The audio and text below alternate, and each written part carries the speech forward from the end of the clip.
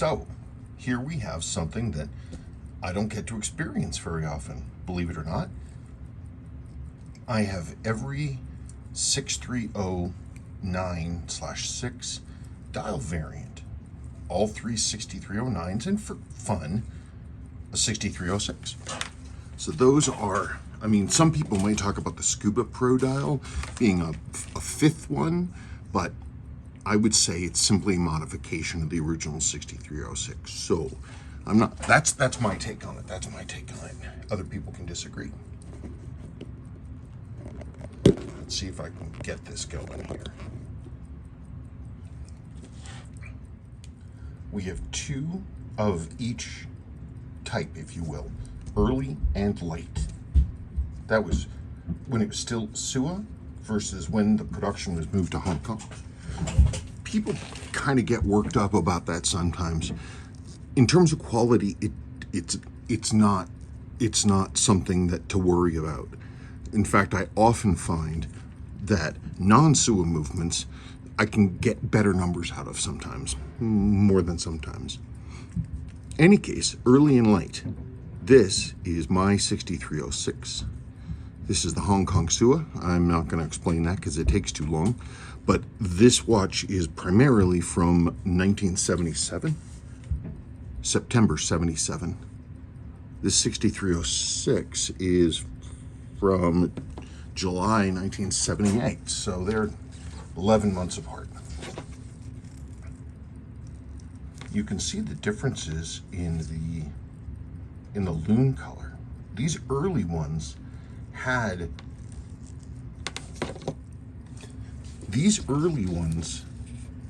like 76, 77, and sometimes into 78, you get this light butter tan lume. It only shows up from the beginning of production until mid 78 in my experience, which this time period more or less overlaps with the production of the grandfather tuna, 61, 59, 70, 10. And every single one of those had this pre-patinaed lume. I've never known what the reason was. It definitely happened simultaneously. The two things have to be connected. One suggestion was that the binder that Seiko used was meant to be waterproof for the grandfather tuna because its depth rating was really high, 600 meters. So that's possible. I think that's real likely. Of course, that's only my idea. I've never heard anybody else say that, but I think that's the case. And you can see by you can see by 78, the color is really starting to fade out. Any case, so here it is. 6309, it's an early one. And you see the dial text, Japan 6309-704LT. That is it, that's correct. You can see the little hash, darn it. You see the hash marks?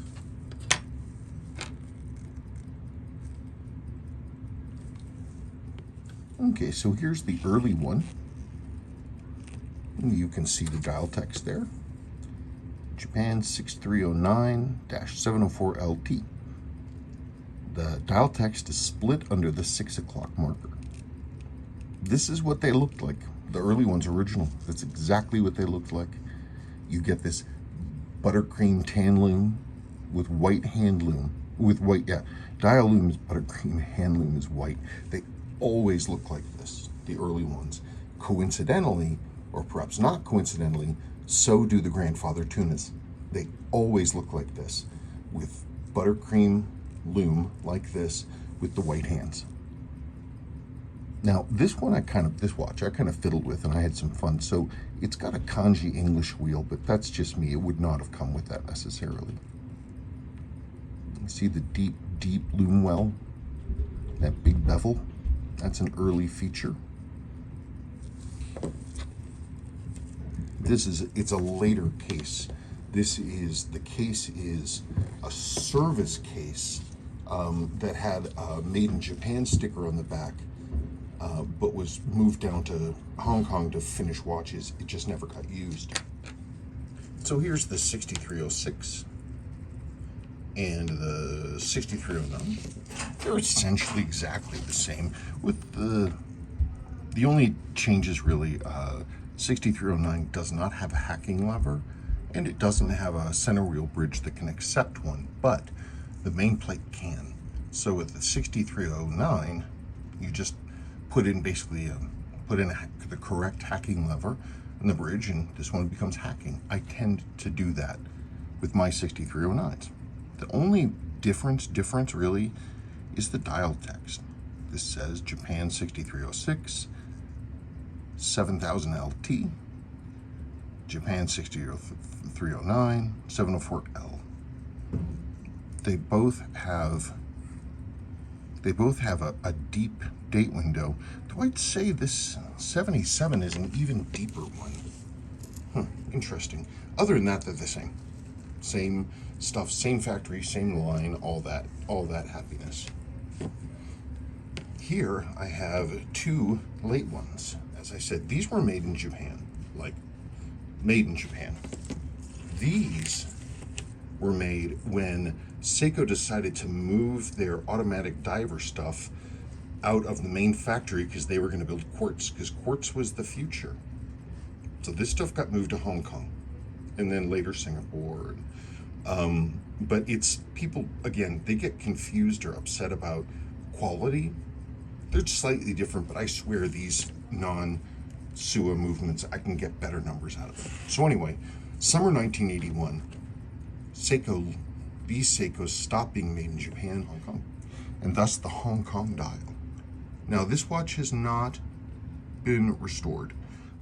Okay, looks like we got 6309 704 LT, Sua symbol, movement and dial, Japan, cased, Hong Kong.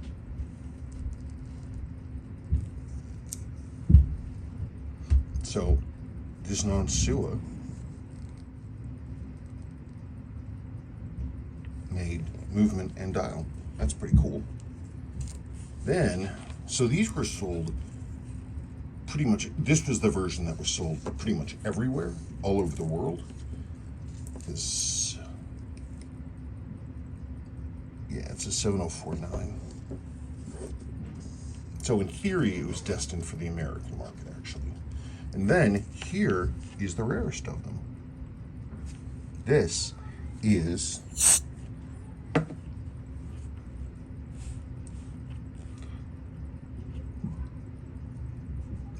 the short text 6309. And you just don't see them very often. 6309, 704.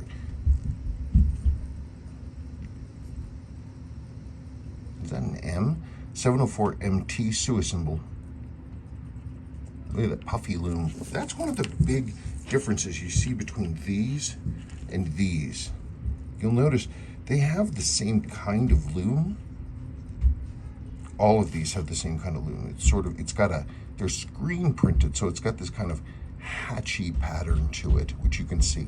And the loom is applied on top of a painted circle. But it's a little flatter. And you look at this, and it's like, kaboom, Puff City. That's pretty well. This was probably because of a little water intrusion. It's normally not that puffy.